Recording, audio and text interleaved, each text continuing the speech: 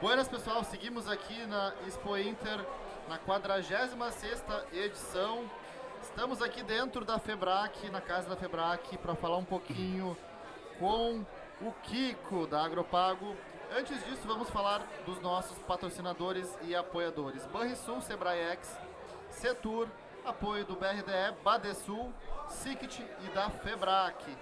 Cara, tô aqui com um dos empreendedores mais renomados, digamos assim, eu acho que do agro do estado, que é o Kiko, um cara que tem muita história para contar, vai falar um pouquinho com a gente sobre ele, né? Porque eu acho que, né, a gente, brincando ou não, muitos anos de experiência que a gente pode utilizar como referência para entender o que vem acontecendo no estado nesses últimos 30, vou dizer 30 anos, que é menos, né? Mas tu tem mais história para contar pra gente. E, cara, um pouquinho do que vocês fazem, que problema vocês resolvem, que momento vocês estão com a startup. Cara, pode ficar à vontade para começar por aí, depois a gente vai encaminhando de acordo com o andar aqui. Tá bom, Bruno. Primeiramente, boa tarde, né? Obrigado pelo espaço aqui.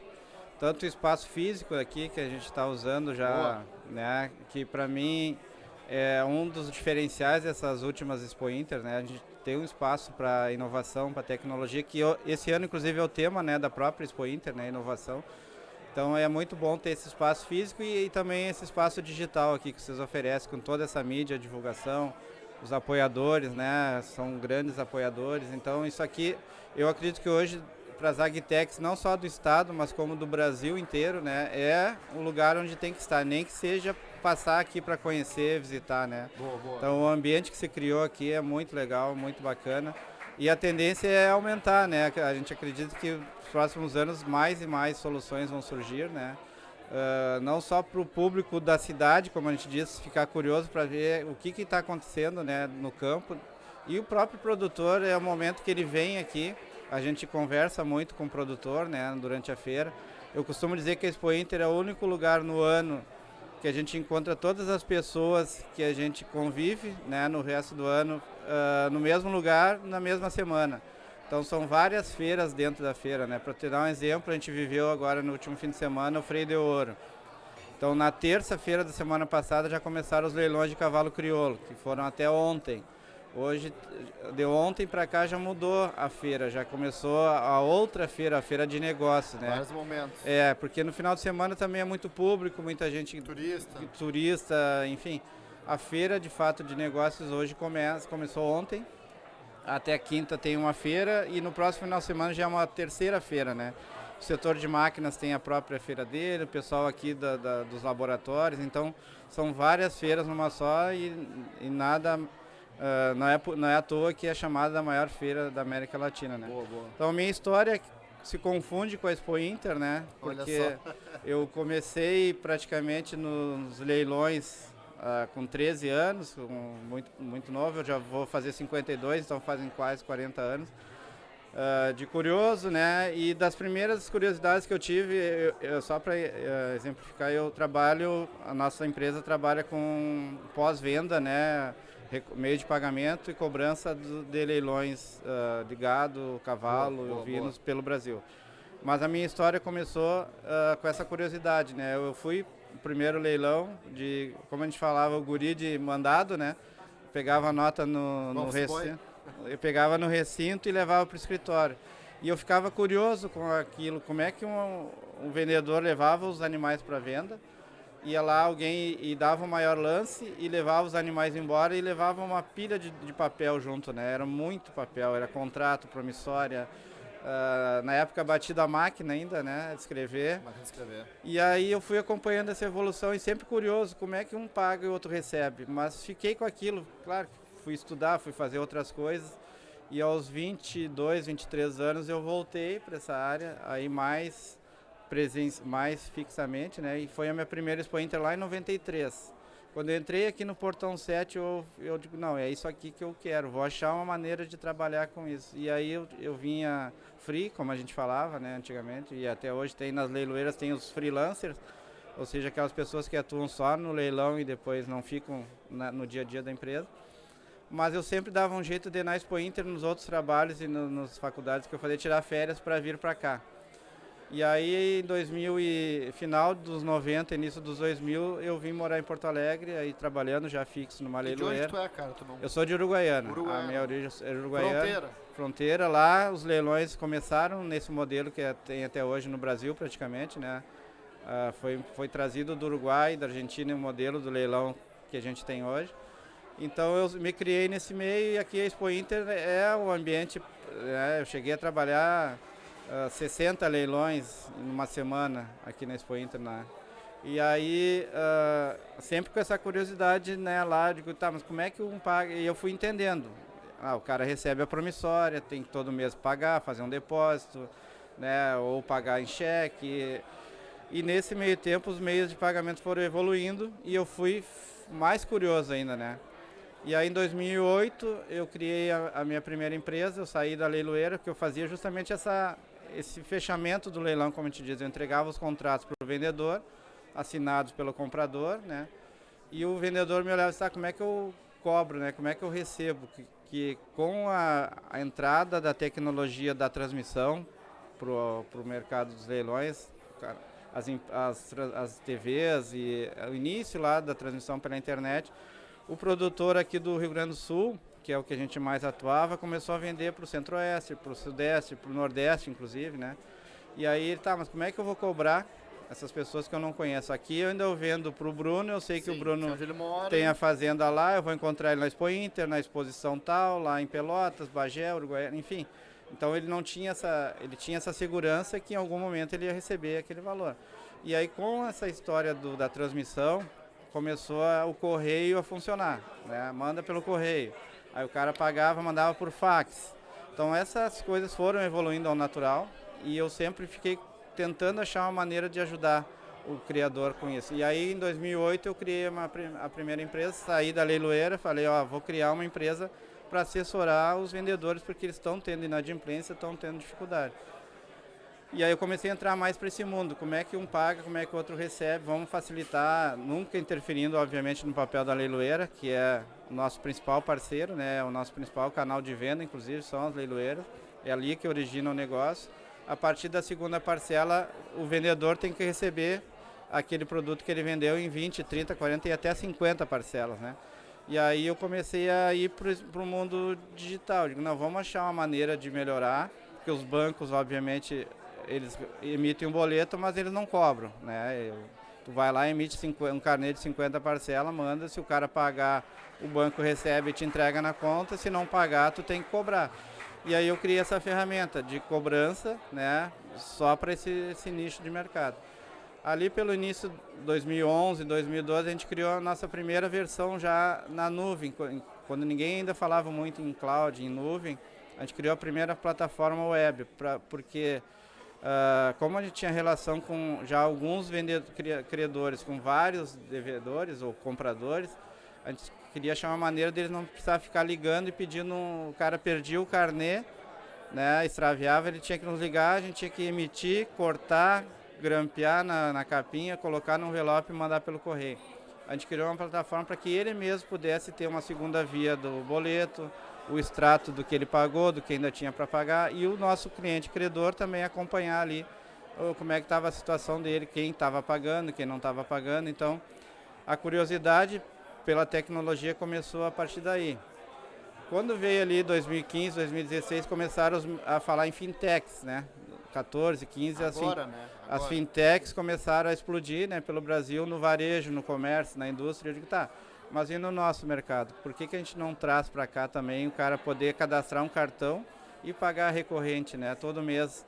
O modelo que a gente fala, Netflix, Spotify, né, uma assinatura, que nós trabalhamos com recorrência também, vamos tentar trazer. E aí eu fui atrás, comecei a frequentar evento de fintech, né, de meio de pagamento. E aí em 2018 a gente trouxe para o nosso mercado a solução de pagamento recorrente no cartão de crédito, que já foi uma evolução. Mas a grande evolução mesmo, o grande divisor foi a pandemia, né? Porque a gente tinha uma resistência, tu sabe que o produtor rural ele é muito fiel e muito tradicional. Não muda. A tecnologia que a gente está vendo aqui, ela chegou no campo muito pela pandemia. Infelizmente teve que ser pela dor, né, como a gente diz. Sim. Os caras se obrigaram a começar a comprar pela internet, começaram a pagar pela internet. Então, para nós, isso facilitou muito, porque o cara tinha um receio de receber um link de pagamento, por exemplo, e cadastrar o cartão. O Pix, então nem se fala, né? Não, o Pix nem se falava, né? Então aí a gente começou a derrubar essas barreiras, né? E aí, em contrapartida, a gente começou a oferecer mais solução. A gente criou um aplicativo, né? O ano passado a gente lançou a primeira versão da nossa carteira digital, ou seja, hoje a gente já tem uma conta digital dos nossos clientes. Ele recebe o dinheiro na carteira e ali ele pode pagar Pix, fazer Pix, pagar boleto, pagar contas, fazer transferência. Então, o nosso esforço e nosso DNA, desde o início, foi fazer com que um paga e outro receba, que é aquilo que lá, há 30 anos atrás, eu tinha essa curiosidade de ajudar a criar uma solução para que facilitasse esse processo. E hoje a gente faz esse esforço para que o valor da receita, né, do nosso cliente chegue na carteira ali, e ele possa usar da maneira que ele achar melhor, ou seja, a tecnologia veio no decorrer desses anos, a tecnologia da cidade a gente está tentando trazer para o campo, né? Ou seja, na pandemia o produtor ele não teve essa dificuldade de isolamento porque ele já vivia na fazenda. Tendo internet ele conseguiu resolver as suas coisas dentro Hoje a gente não manda mais praticamente carnê pelo correio, todo mundo WhatsApp, DDA, Pix. Então, o nosso produtor rural, ele se adaptou às tecnologias, até pela geração mais nova também, que está assumindo a gestão das fazendas. Tem todo um contexto aí que a gente pode ficar aqui 2 dias falando. Cara, gostaria. Eu vou te fazer uma pergunta que é ligada a esse processo de pagamento promissório e tal. Tu comentou, eu lembrei da Rematify, né, que faz leilão de forma remota, digital, sim, que já é uma mudança assim brusca, né? Mas, cara, tu tá nisso daí há mais de 30 anos. Eu vou presumir que o produtor trabalha dessa forma porque ele recebe também dessa forma. E eu vou usar um exemplo que tem muito na construção ainda, que é cheque. Exatamente. Então, o cheque não envolve conta, não envolve nada, não envolve cartão de crédito. Então, é uma promessa. A promissória também é uma promessa, claro, né? Porque o cara depende de outra coisa, que não é só do pagamento. Ele depende de ter produção, sim, ele depende de dar tudo certo. Isso vem mudado nesses últimos... Tu vê isso mudar mais precisamente nos últimos anos. Sim. E vai chegar algum momento onde o produtor... Tu já consegue visualizar isso? E aí eu tô te jogando uma bomba pra tu responder sim ou não.